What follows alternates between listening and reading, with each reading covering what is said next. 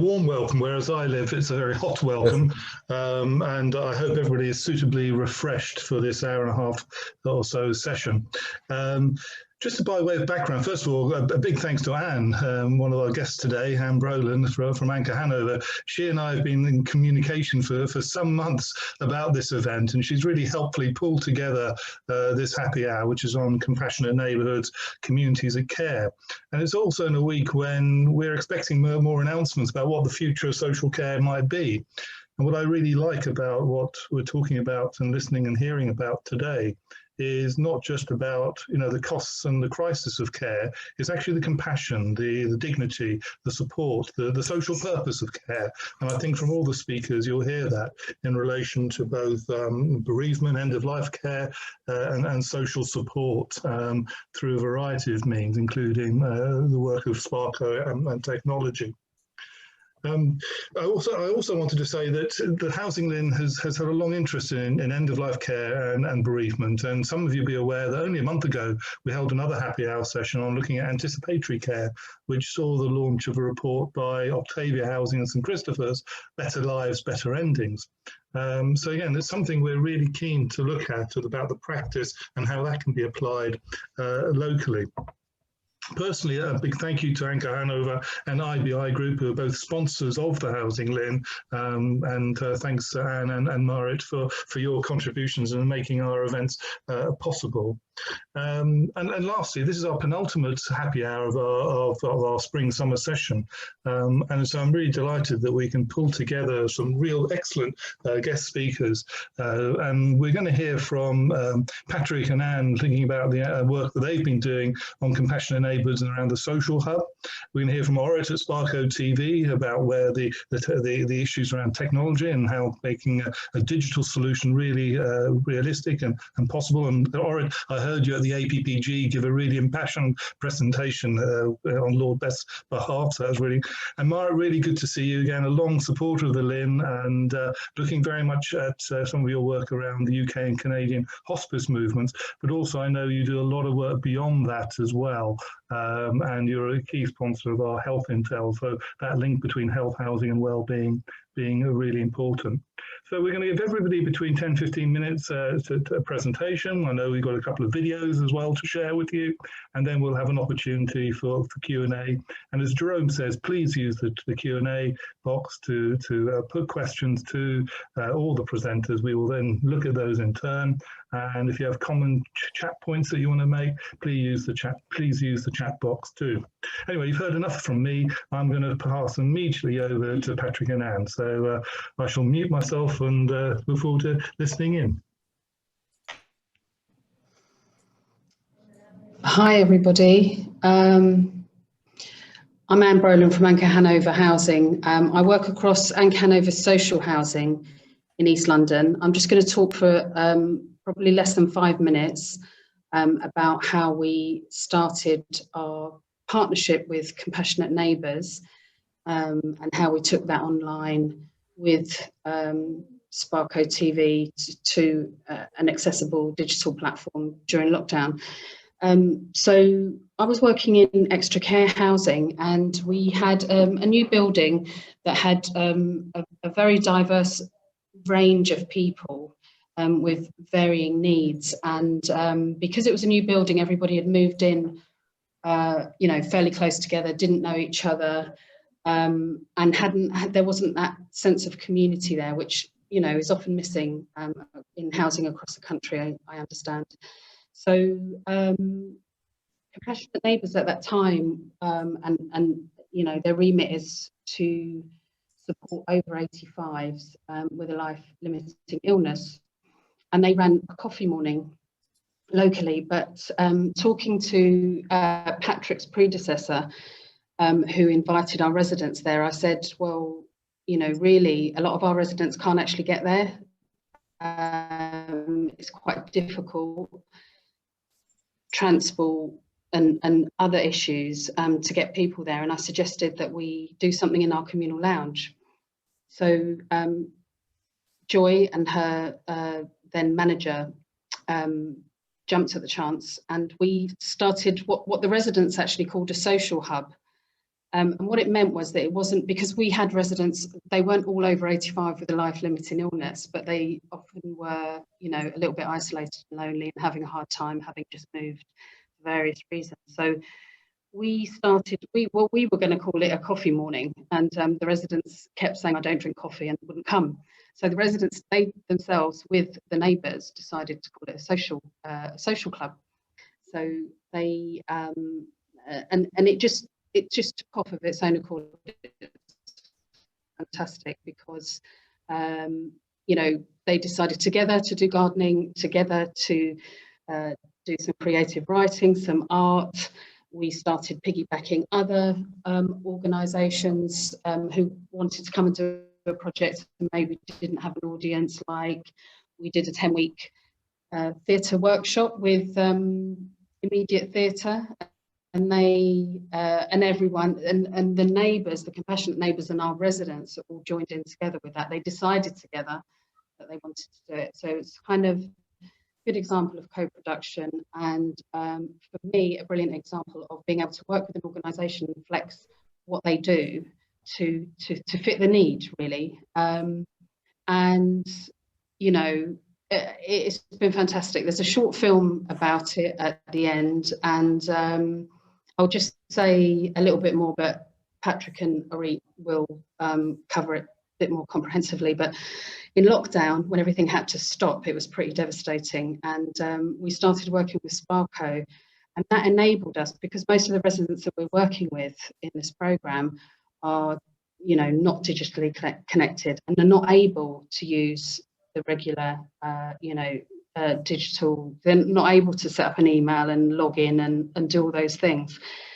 But with Sparko, you don't need that. So since last August, we've been running weekly sessions via Sparko, and kept people connected, and it's absolutely fantastic. And now we are, you know,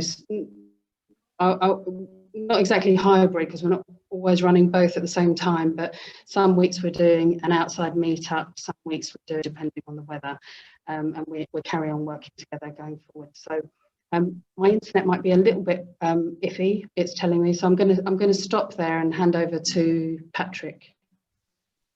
Thanks, Anne. So hi everybody, I'm Patrick. I'm the Compassionate Neighbours Programme Manager. Just to give you a little bit of background about Compassionate Neighbours, it started in St. Joseph's Hospice in Hackney in East London around 2014, 2015, based on a model in Kerala, India, around the compassionate cities, which some of you may have already become aware of as it kind of scales up. It's a public health model in so far as it's about community action. We call it a social movement as opposed to a befriending service, because we are about trying to create organic friendships between our compassionate neighbours and our community members, who would historically be called patients. It's co-produced, so the language around compassionate neighbours, community members, has come from the compassionate neighbours themselves as the project was kind of developed and established.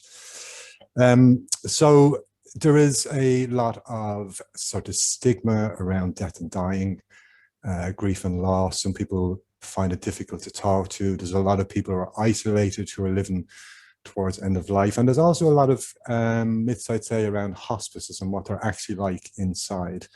And for a lot of people, and I include myself in this, is the questions around, like, what's it like to be around somebody who's dying, who's living towards their end of their life?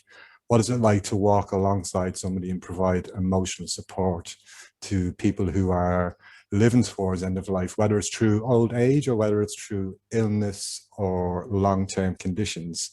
And so St. Joseph's provide the expertise and the knowledge, and therefore a structure, a framework for compassionate neighbours to train volunteers to become compassionate neighbours. The training is around exploring emotional and social support needs for people who are living at end of life. It's a 2-day facilitated course, and it's really about conversations about reflecting on compassion and grief and loss and death and dying, and people's own experience of death and dying and grief and loss. It's quite an intensive 2 days training, because we also cover safeguarding, confidentiality, that type of thing. But it's really about trying to tap into people's own experiences of grief and loss and give them the confidence and the skills so that they can be matched with somebody who is in that position, who's living towards the end of their life, and to do the things that they would do naturally as a friend.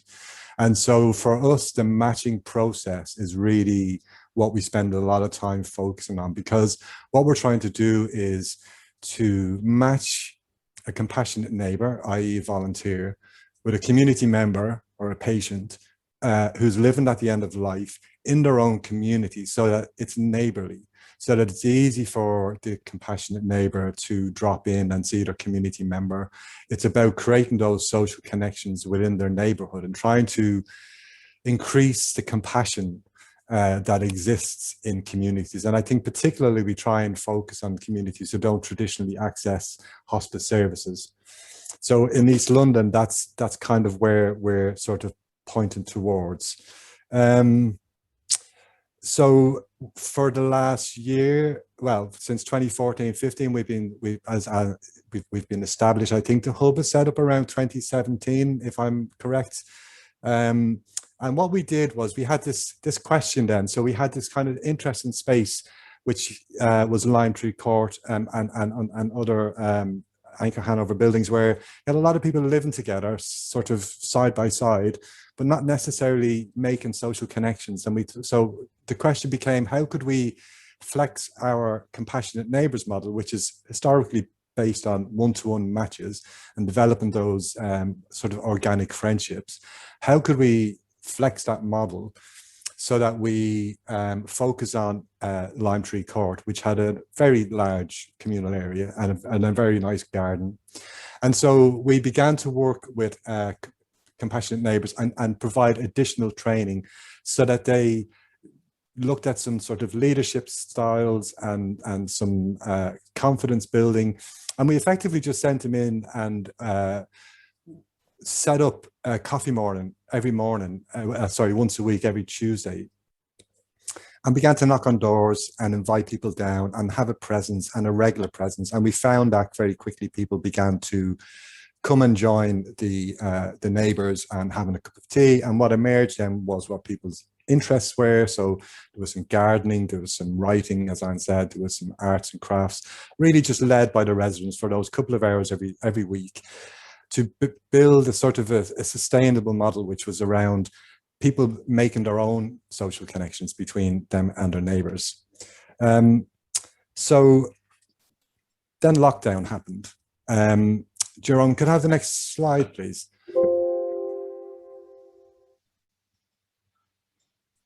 Thanks.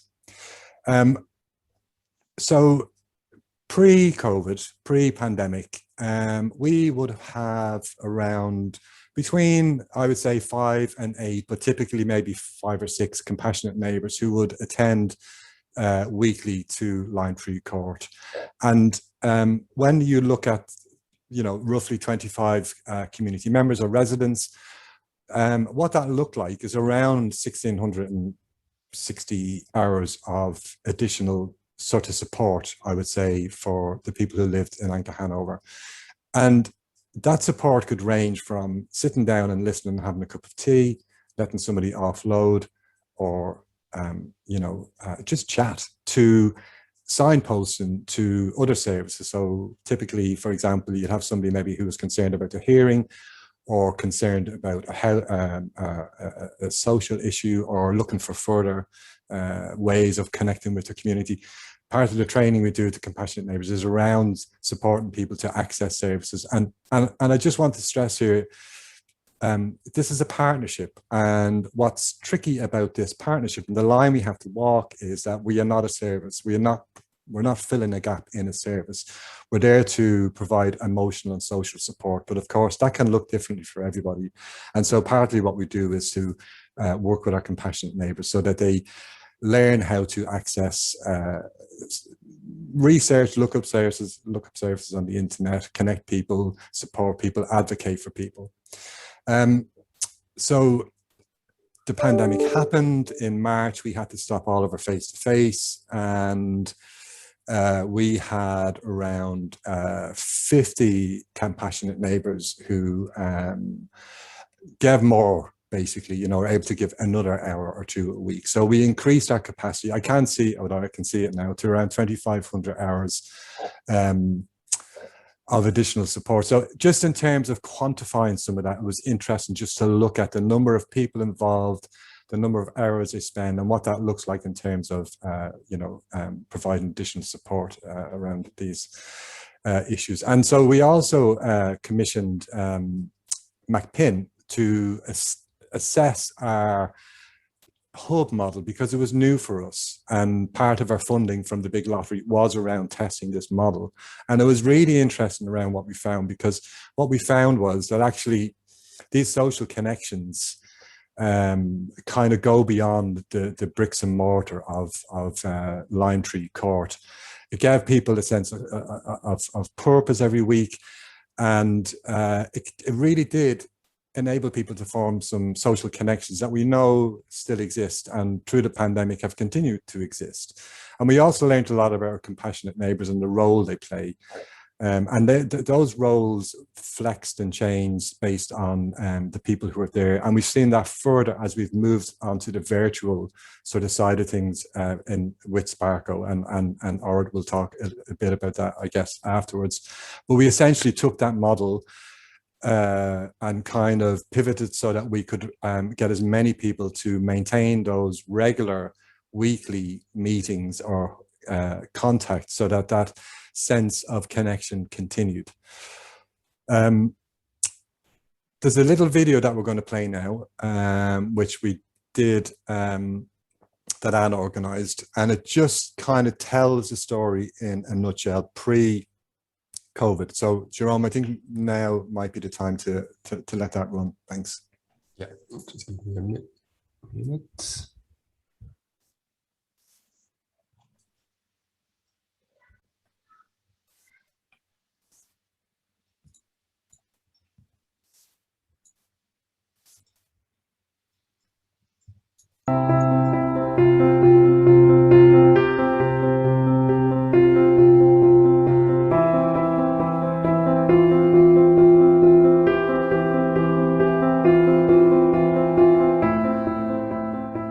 Really proud to be running an organisation that's been around for 115 years. It was started by an order of nuns called the Sisters of Charity, and they're still here today, and actually their convent is next door to us, which forms part of our site, and the sisters are still actively involved in care that is delivered here. They work here as volunteers. The model for Compassionate Neighbours is empowering neighbours within a community to support each other. So it's not a befriending service.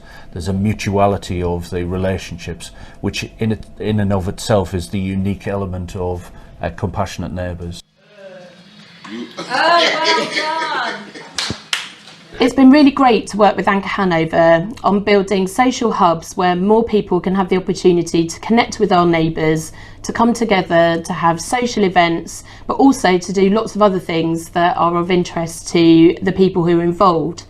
So at Lime Tree Court, for example, we know that there have been some gardening projects, there's been some arts projects, as well as the classic bingo, which everybody seems to love.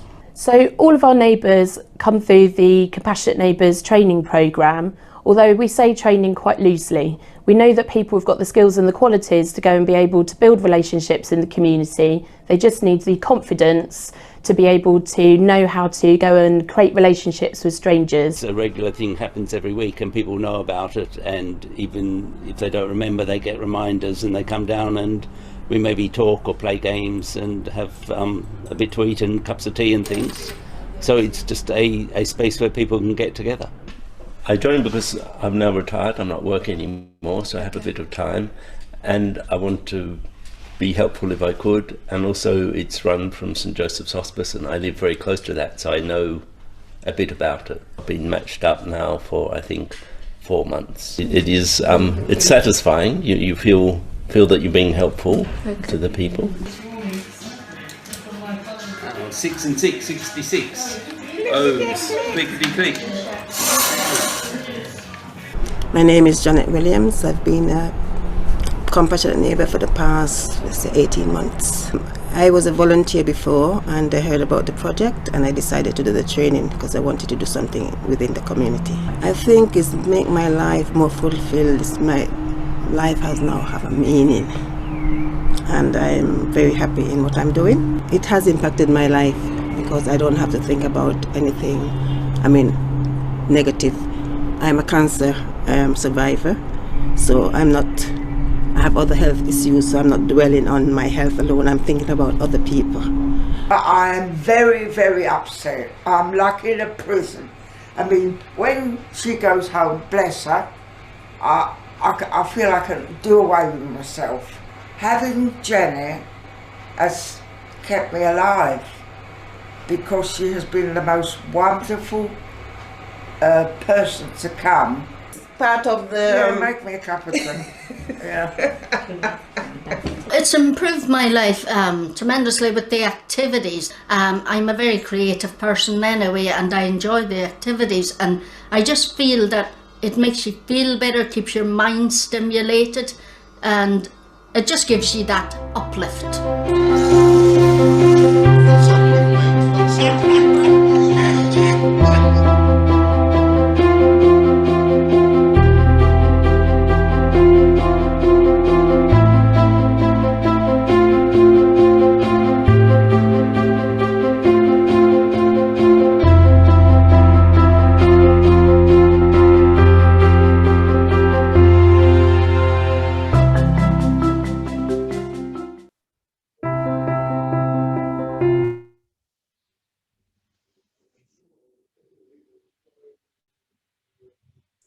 Thank you, Joanne.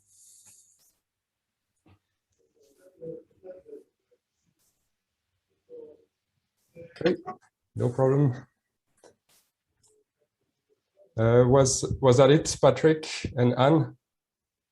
Anne has lost connection. Anne has lost connection. I didn't notice that.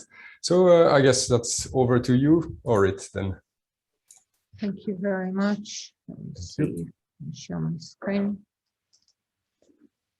While you're just doing that, please, can I just send a reminder to everybody, if you do have a comment or a chat or a question, please do post them in the boxes. I think we've now sorted out the sort of black lines and the shading that was appearing on some of the slides earlier. So thanks everybody for drawing that to our attention. So good afternoon, everyone. Thank you, Jerome and Jeremy, for the opportunity to speak to you today. And thank you also to Anne and Patrick for the opportunity to join your journey with the older people. It is an interesting one, and one that I will address from a slightly different angle. A little bit of background about Sparko and about what we are doing here in the UK and in general. Sparko is a modern take on an older solution that was created by the same founder. Our founder is an older gentleman himself, and is the one who pioneered and introduced the personal panic alarm buttons back in the 80s in a number of countries around the world. On top of a very successful venture, one that gained traction from government bodies and social services, he went on to introduce a new concept by the name of supportive communities. The idea was that we, as we age, we like to live in communities. We prefer to stay at home. He also spent the last 40 years researching aging in place theories, and the idea is again that we would like to age at home. We would prefer to stay at home, but we need a little bit of help. We need a bit of support, and in the communities there is so much that is happening already. There are so many service providers out there. There is so much that one can gain from interacting with like-minded people of a similar age with perhaps similar areas of interest. In addition to that, the aging population is growing, and those of us who are aware of the CARE Act and more recently the loneliness and isolation strategy that was introduced by the former Minister of Health, Matt Hancock, as a society, in order for us to flourish, we need to look after the older people. And the fact that someone has turned 65 or has retired from work does not mean that this is the end for them. We still have another 20, 30 good years ahead of us where we can continue to contribute to society. We can be active members of society. We've all lived a life. We all have a story to tell. We all have skills that we can share with others. And so how do we make all of this happen? How do we make sure that people live happily in place and get the services and the support that they need at home? For those who know, currently the aging or people over 65 in this country represent about 20% of the population. There are estimates to suggest that by 2040, there will be an increase of another 7 million of people over the age of 65, bringing the total to 25% of the population. That is quite a lot. So what is Sparko? I mentioned earlier that it's a modern take on the supportive communities that when it was introduced many years ago, and the idea was to make all those services in the community accessible. It could be a nurse, it could be a befriender, it can be a handyman, it can be a compassionate neighbor, it can be a mental health foundation, it can be anything and everything that can make our life at home easier and better. Sparko took that to a different level, and the idea was to offer a technology that is suitable for all people, not just for those who are tech savvy, and on the other hand, not only those who are digitally excluded. Oh God. And so we picked the one appliance that people feel most comfortable with, and that is the TV. There's always the joke, we make the joke that the TV and the microwave are an old person's best friends, and we couldn't develop Sparko to work on a microwave, so we developed it on a TV. But it is a kit that connects to the TV. Any TV, doesn't need to be a smart TV. And in doing that, with the use of a very easy remote and an app that is provided to the trusted members of an older person, we create an interactive channel. And on this channel, they can do one of many things. The most probably or basic functionality of Sparko is one's ability to video call, receive messages, receive reminders on their TV, whether it's a medication, whether it's a special day, whether it's a reminder to look after their safety, or just call their family members whom they may have not seen in such a long time. We've had members tell us that they have seen their grandchildren in Australia or in Ghana for the first time in years, and it's quite an overwhelming experience to see all of that on a big screen. We then move on to provide with content. There are thousands of content items available on Sparko, including lifelong lessons and full courses that were specifically created for older people. We're all busy, and how often do we say to ourselves, oh, one day when I have the time, I will learn some Spanish. One day I will learn to play the guitar. Oh, I regret never having the time to learn how to cook. All of a sudden we have time, and how do we make the best use of this time? So we can do that through Sparko.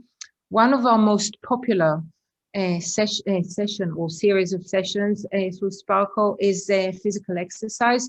Members can choose from hundreds of exercise sessions, and it's all done on the TV. So it's not a case of having to balance a tablet or a laptop on a sofa, but sitting or standing in front of the big screen. The next layer is the activities within the community. And here we are looking at two types of activities. We have the indoor activities, we have the outdoor activities. Clearly, throughout COVID, the need for indoor activities became greater. And I remember receiving the call from Anne back in June, I think. It was 3 months after COVID happened. And she sounded quite desperate. And she said, look, I'm worried. I have all these residents. The lounges are shut. I have no access to them. I cannot offer any of those services that are available in the community. And I worry. I don't know how they're doing. I don't know if they're lonely, if they're isolated, if they're depressed, if they're suicidal even. What do we do? How do we go about this? And I must emphasize that there is so much available in the community.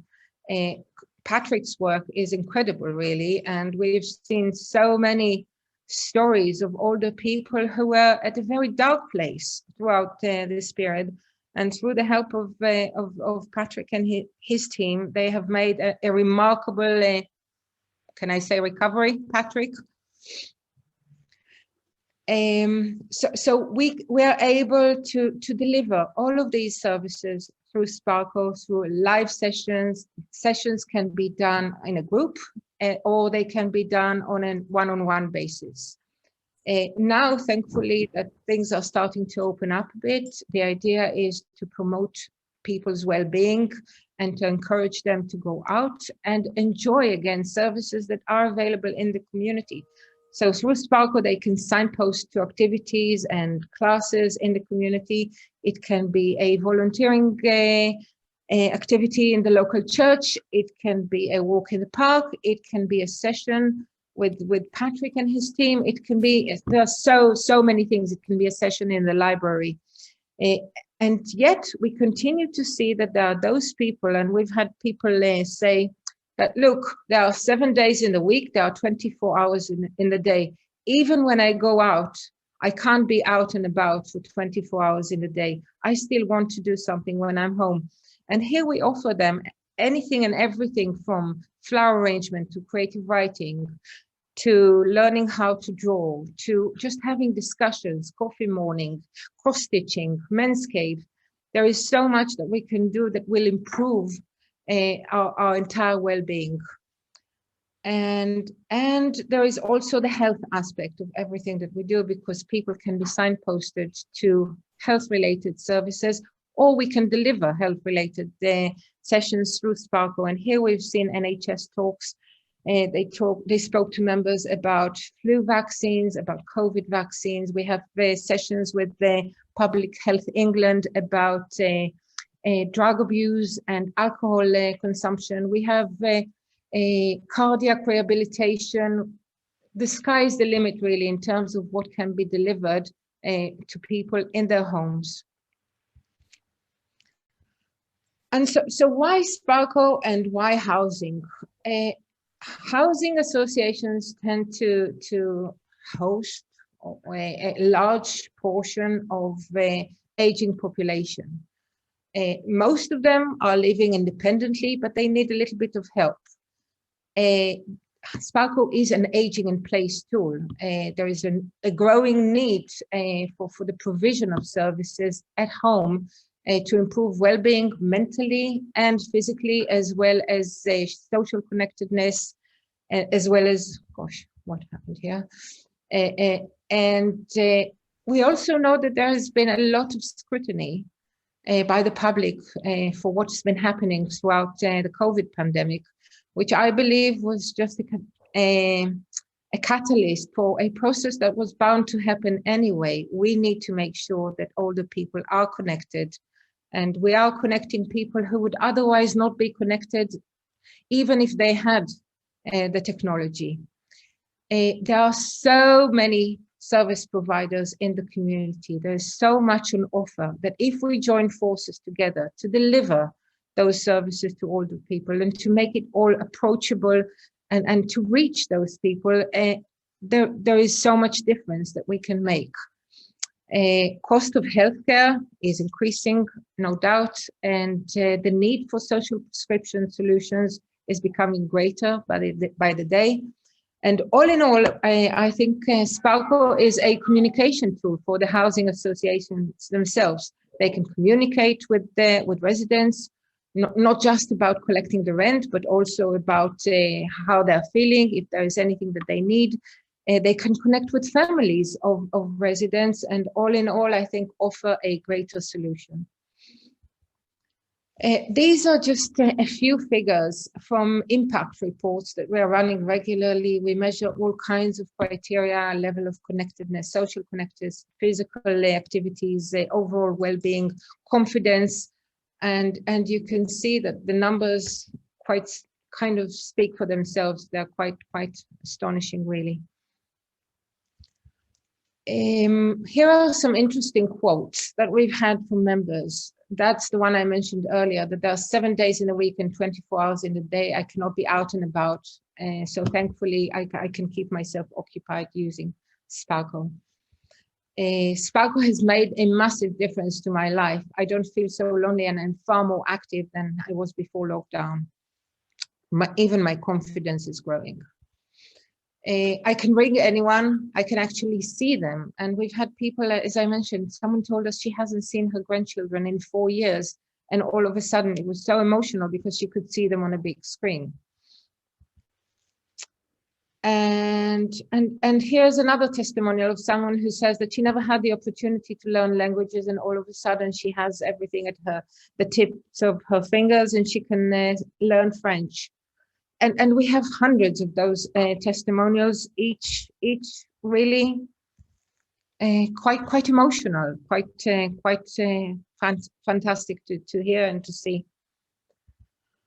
In terms of our collaborations, we collaborate with a large number of organizations, either for the delivery of our sessions or as customers of ours. We focus mainly on 4 sectors. We work closely with the housing associations, we work with third age charity sector organizations, we work with veterans, and more recently we started working directly with the local councils. So in a nutshell, really, Sparko is a solution designed for all people. How do I do this?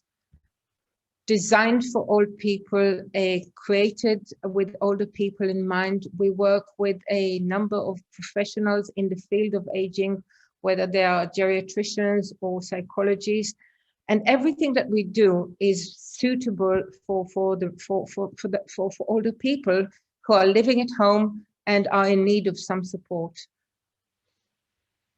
That is it for me. Ori, thank you. A real stimulating and powerful message there, and thanks very much for your contribution and your colleague Jenny's contribution as well, to writing a guest blog which we published yesterday. I think Jerome has put that in the chat box. I'm sure you are all stimulating thoughts behind the scenes. We haven't yet had any questions or comments in the chat room, but there is still time, and it gives me great pleasure to invite Marit from IBI Group. Marit, you've worked very closely in this sector for some years. I know you're very passionate about the links between good quality housing, health and well-being. It's on a day, today's session's on a day when the government announces its updated National Design Code, which places a greater reference to the need to think more inclusively and accessible. So over to you. Thank you very much, and thank you everyone. There have been great sort of presentations so far, so I've really enjoyed taking part in this one, and thank you for the opportunity. I have questions, but I leave them until until the end. Do you want to interrupt? So I am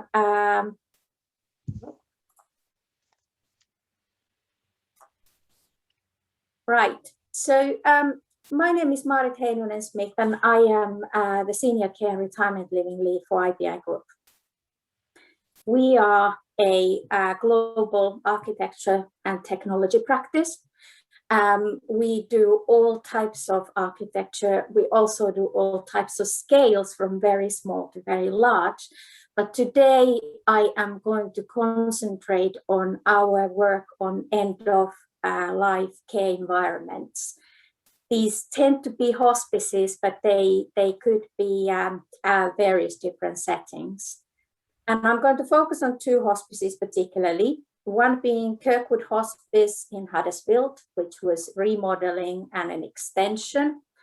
And another one is St Wilfred's Hospice in Eastbourne. And for Kirkwood, we were in charge of architecture, interior design, landscape, and for St Wilfred's, we did the interior design and art coordination. And what I wanted to say is both hospices are very much embedded in their communities. And rather than just focus on the buildings as such and looking at oh, here is the layout and everything, I wanted to sort of do a little bit of research and find out some principles which could be kind of universal principles for designing good end-of-life care settings, whether these are in extra care, care homes, hospitals, hospices, or even person's home. This might help to make that experience for families and for that person, well, it might ease the pain, let's put it that way. And I'm going to use our work on hospices as the case studies to illustrate these points. This research is based on Cornell universities, and you will get the details if you look at the slides after the presentation. So the first one out of these principles is supporting family presence. This one seemed to be the key following this research. So for example, this has been in Kirkwood, what is that there is built-in furniture, which one of them is a pull-down bed, which makes it more comfortable for a family member to stay overnight rather than being in a chair. St Wilfred's also offers beds in some of the bedrooms for the family members, and there is no limitation on when you can visit, how many times you can visit, how long you can stay. Obviously, some changes in COVID.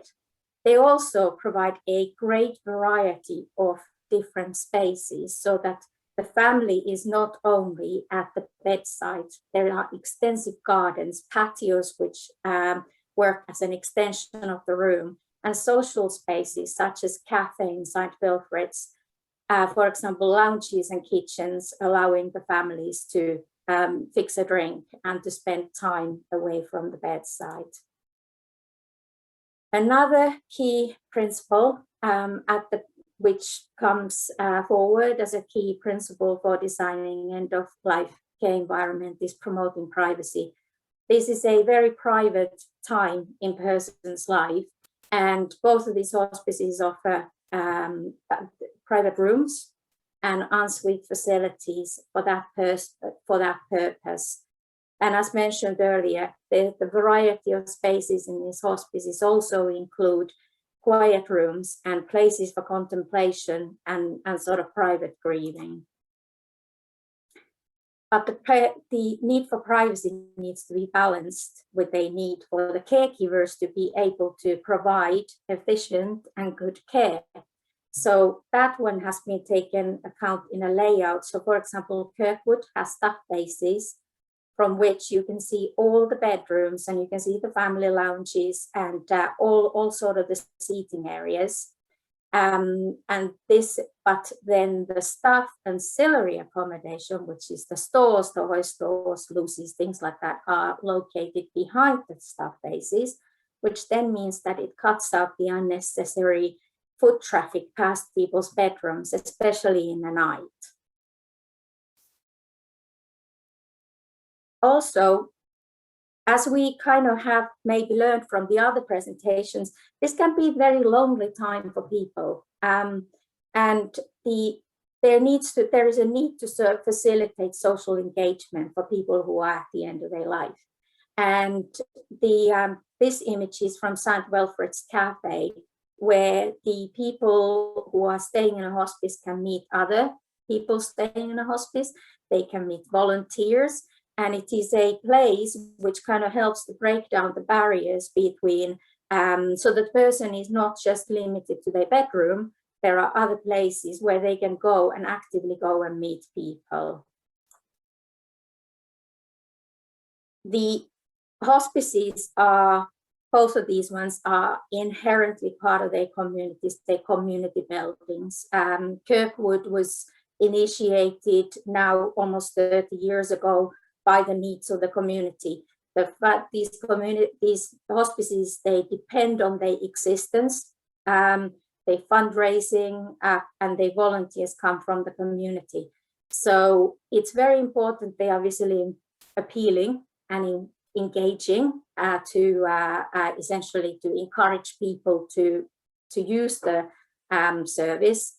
And they also, so in both cases, there was an extensive amount of consultation, and we kind of pride ourselves as a company, the level of consultation and how much we listen and take on board and involve all stakeholders in a process of designing these buildings. There are then sort of couple of which are to do with the therapeutic nature of these buildings, and one of them is providing direct access to the nature. So ideally, a hospice has beautiful gardens, and that there is an access straight from the bedrooms into the gardens, to a point where you can actually take the bed, if the person is bedbound, you can take the bed outside, and there are bird feeders, there are natural elements, there is water, there are flowers. And in both hospices, the gardens are stunning, and they do have a great therapeutic value, both for the people staying in a hospice and their families. And nature can be incorporated in different ways as well. Kirkwood, we collaborated with an artist, and he came up with a recurring flower motif, which is used in artwork on the walls or on the floors, and it is also used as a signage. It can even form sort of the logo and the corporate image of the building, but it really actually has the sort of means of connecting the building to its surroundings. And also the research, this Cornell research showed that what makes a real difference to people is feeding the senses. It can be poems or quotes on a wall. It can be curated artwork, more in a traditional sense. It can be a piano, which is anyone is allowed to play. And it can be landscape features included in a landscape, which are, for example, memorial plaques of the people who have passed away. But all of it is to kind of it's shown that it reduces anxiety and can reduce pain. These are also family buildings, so home-like environment is a key, and allowing people to personalize their space. So obviously, yes, there is the choice of furnishing and the curtains and things like that. But if you allow people to furnish their space or sort of bring their own personal items into the hospice, that one, again, it comes across as a very important, both for staff and actually for the person staying in a hospice. And last couple are environmental factors. These are to do with things like controlling noise. That was a little bit to do with what I highlighted earlier, controlling unnecessary foot traffic so that people are not woken up in the night by staff going back and forth having conversations.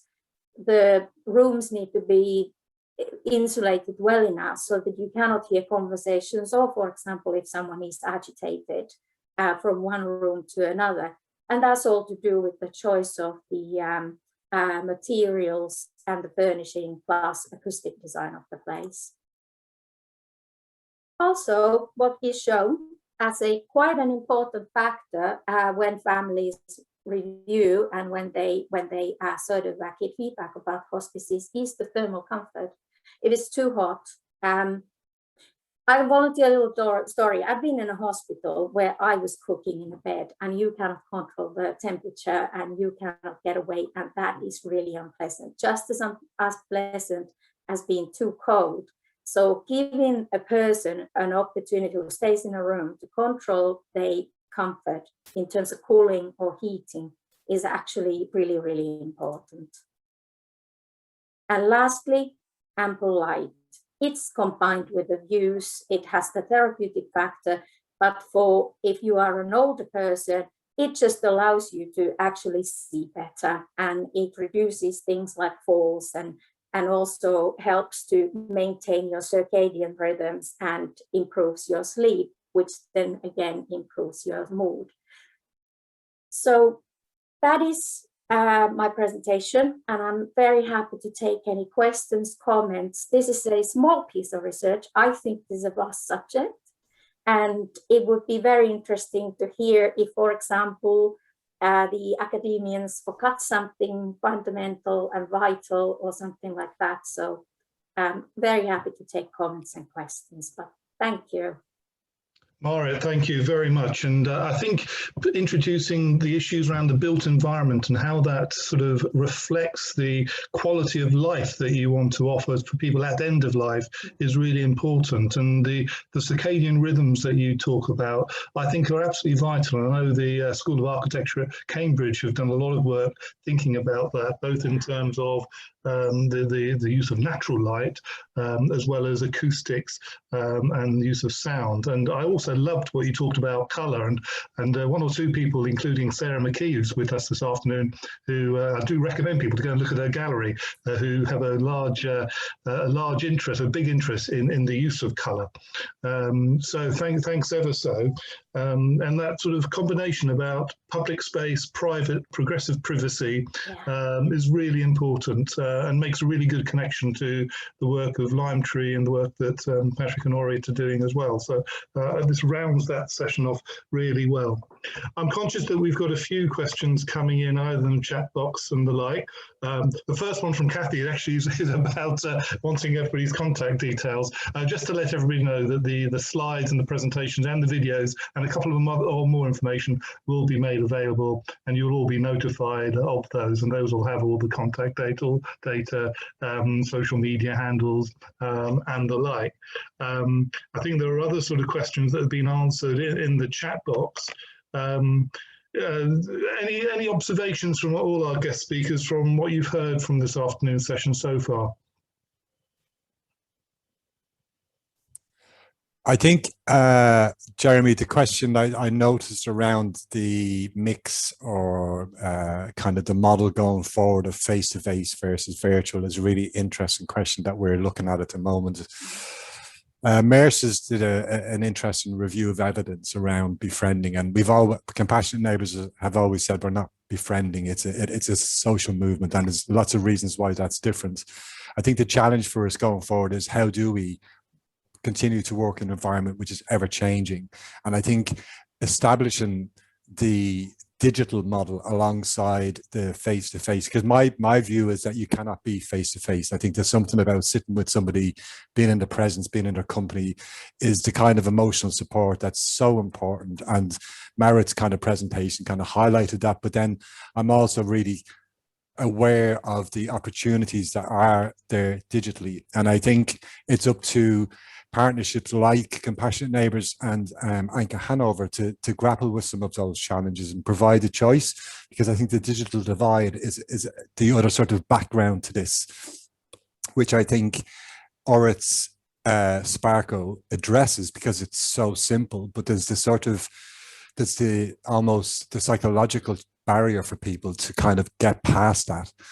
So for me, there will be a hybrid model, but I will always verge towards the face-to-face where we can. AnchorHanover have just opened up their communal lounges this week, so we'll be back into Limetree Court next week and just making those connections again and just seeing what's there and what it feels like after the 18 months or so that we've had.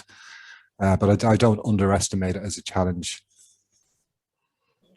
Thanks for that. Any other comments on Marit? Yes. Yeah, I just wanted to say that what I like about the sort of the hybrid model is the spark and the similar kind of things is the ability to reach lots of people. So when we got the people who are not in extra care housing, and when we have so maybe there is a chance to reach out and get more people involved. Through, for example, or your work with the councils or something like that. So that to me is a nice one, nice aspect of technology, the ability to really kind of spread the service out there. Excellent. Lauren. My comment, and this is something that I find myself saying quite often, is that there are so many different organizations doing fantastic things for older people in the community. And, you know, if I use the cliche that the whole is always greater than the sum of its parts, if we were to join forces as a team in a collaborative manner, there is so much that we can achieve together. And probably put to better use all these fundings that are made available. And as for the role of housing, I honestly believe that there is a role to be played here in terms of the well-being of residents, and the days where housing, the traditional historical role of housing associations as a landlord, if you want, are long gone, and so we need to be very mindful of that and look after the residents. That's what I'm trying to say. Yeah. But the other thing that struck me is that while it's fantastic that the lounges are being open and the social hub, whether that's a lounge or a community hall, or a church hall. I know that Anna Dixon's been with us this afternoon, and she's very pivotal in looking at some of the work that Church of England is thinking about in relation to the future of care. You know, those places are really ways, they are hubs, they are ways of bringing people together, but it's also about maintaining social connections outside that as well. So I was struck by the video about those friendships that were being made, and Ada talked about how her life is transformed when Jeanette is there and she's at a loss when she goes. You know, those little vignettes, I think, are really rich and powerful. And it also links into a question that Sue sort of asked in the chat box around where this links in with intergenerational aspects as well, both in terms of socialization, but also in terms of the physical build as well. So I don't know if anybody has any thoughts about that. I just say that with the intergenerational, I mean, I think more and more people are thinking about building buildings for all, and you know, if it's accessible for a wheelchair, it's accessible for a buggy. And sorry, I lost some connection there, Murray, when you were talking. So you probably said something about that, but so and you know, we work. There's a new film actually just finished. We've just finished editing about an intergenerational project we did, and that they also joined in with Compassionate Neighbours as well.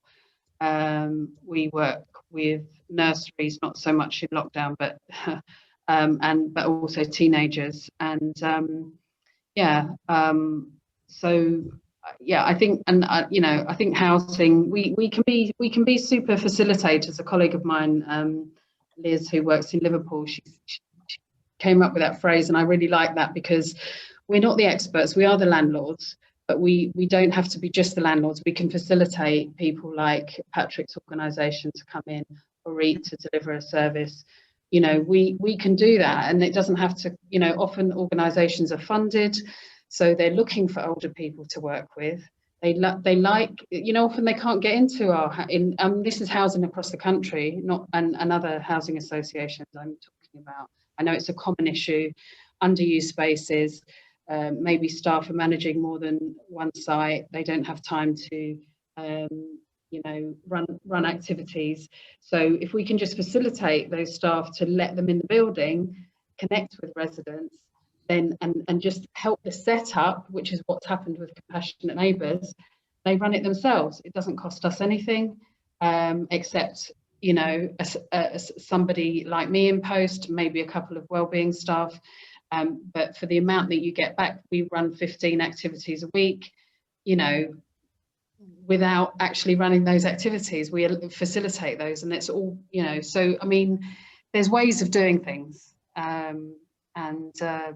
Yeah, so sorry, I've gone off the point a bit there, but, you know, it means we can work, you know, intergenerationally, open it up to the outside community, instead of our sheltered places have become a bit too sheltered, maybe a bit closed off, and we, you know, I feel we need to open them up a bit and bring the community in, where people can't go out, and obviously where people can go out and want to go out, they do start to do that. That's what happens once you help people come out of their isolation, you know.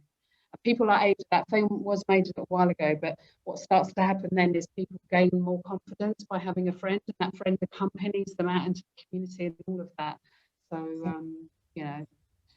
Can I add to that, Jeremy, quickly, just to say 2 points. I think one is that we've seen a massive amount of goodwill, and I think there is about tapping into that. And I think the other point I would make is what Anne touched on is Compassionate Neighbours has, you know, we operate in the environment of a hospice. It's very medical, it's very clinical.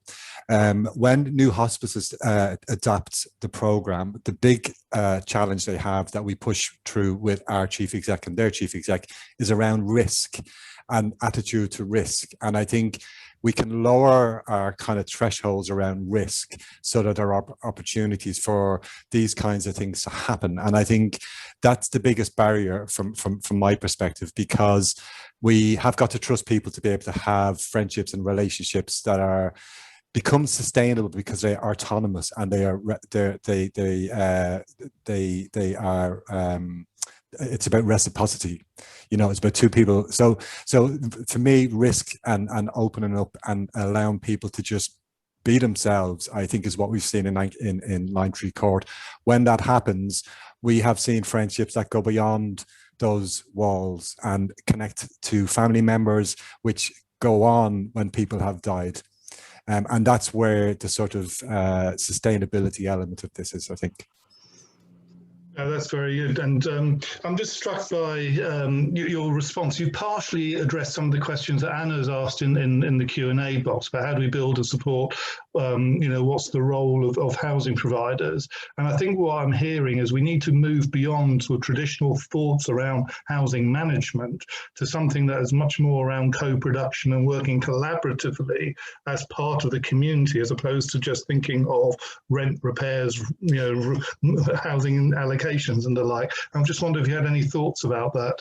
Absolutely, Jeremy. I mean, I think this is about relationships, and when we went into Lime Tree Court and spent time listening to residents, what emerged was what they wanted to do in that time, and you can respond to that in different ways. You can kind of encourage it and allow things to happen. The garden took off, for example, because there was a compassionate neighbour who had an interesting garden. He wasn't a gardener, but it brought a lot of people out into the garden.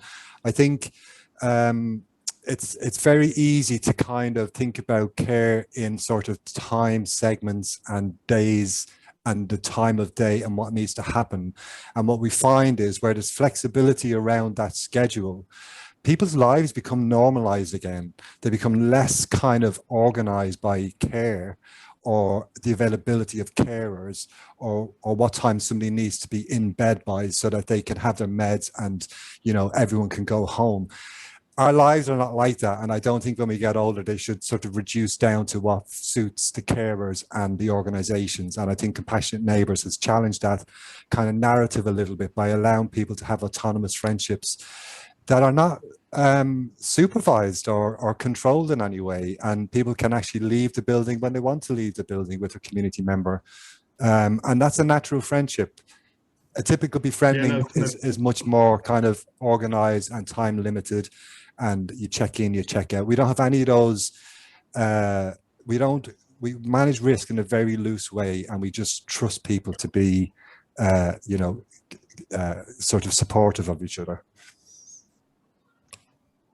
What I would just say to that is that the way that it took off was that we supported it to set up for maybe the first one took about 6 months, because really it was about the neighbours having the confidence to kind of own the space and come into the building and feel okay to make tea and door knock with our support. And then now there is just someone from our side available if need be. There's always a point of contact, and that's the thing. But we can then move on, set up a Compassionate Neighbours hub in another estate and another estate, and you know, and it's very little work on our side, which, you know, is great. And the residents and the neighbours can come to us if there's any issues or they need anything. Yeah. Well, as a former resident of Hackney, I think you're right. So, and it comes back to what I think Anna was mentioning about, the blended opportunities to connect virtually and face to face. And in fact, with Sparko, you're not bound by geography. You can open that up. And I'm just wondering whether, Mara, do you have any views about the digital connectivity and how we build that better in, or if you want to just sort of come back on some of the questions that Sarah McKee has also highlighted. Mara, first, I saw your hand up. Yeah, I put my hand up. I had more of a question. So, do you feel, Anne, that as a result, in the same way as like if hospices are, in some sense, there's a fundamental tension. It's a kind of like a very private moment of person's life that they cater for, and these families, but yet they are community buildings. They are inherently connected to their communities. Do you find that the buildings where Patrick's where that has been provided, has that improved those extra care setting, their connections to their community?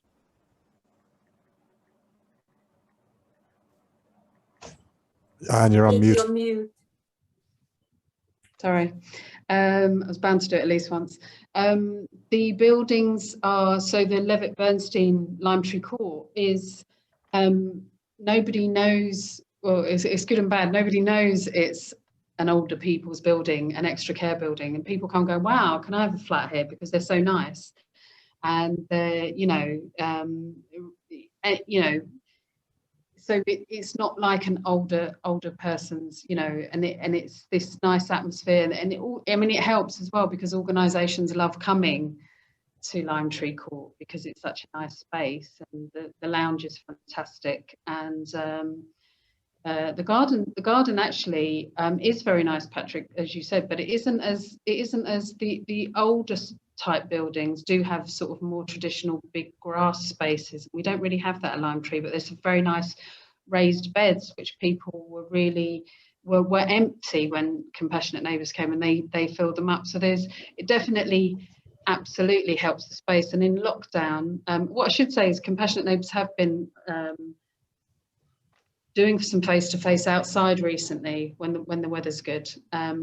But we also last summer did a really nice thing, because we had balconies there. We got the local volunteer centre to recruit musicians, and they came and did performances outside every week for 10 weeks, because people could watch from their balconies, the ones who are still shielding. And we weren't able to do that everywhere because the buildings aren't like that. So yeah, it was really does make great difference, If people don't know about Lime Tree, there's also general needs housing on that development. And from memory, the balconies actually in the AnchorHanover scheme are wider and much more generous than the actual other ones as well. And that's partly that recognition, which comes back to what Mara was saying about making that connection with outdoor space, the opportunity to socialise from your balconies, which has actually been vital and been so instrumental in many ways during lockdown as well, about having another way to keep in touch with people. So those singing examples and the like, Anne, are brilliant. Yeah, and that singing bit. I mean, the other thing about which I hadn't seen before, and maybe quite common, but they're called winter gardens. So you can, they're glassed in, but you can open them up, so you can be outside but not be cold, because in this country usually we don't have this kind of heat. So for older people who might feel the chill very quickly, it's lovely for them to have that big bright space to sit in and see. At the front of the building especially, they see buses, they see there's a small children's playground in front of the building, they see life going on, and they like that a lot. People like that a lot. Everyone likes that. So. All right, if you've got any comments or want to respond to either Sarah or Anna's points in the question, and we'll come back to Sue's question as well about intergenerational later. I have seen a question from Sarah regarding costs. So Sarah asked who pays for Sparko. So just to explain, Sparko is a membership. It's a subscription model, and there is a monthly fee to be paid. And in addition to that, there is a one-off cost for the kit. What we see is that organizations normally tend to fund the cost of the kit, whether it is self-funded by themselves or whether through funders who are willing to join and pay for the kits. And thereafter, what we see is that the subscription is either paid for a period of time of 3 months or 12 months even, and thereafter the members start paying themselves. So the residents see the benefit and they start paying for themselves. I must mention that the cost of subscription for Sparko for the month is less than an hourly cost of a carer.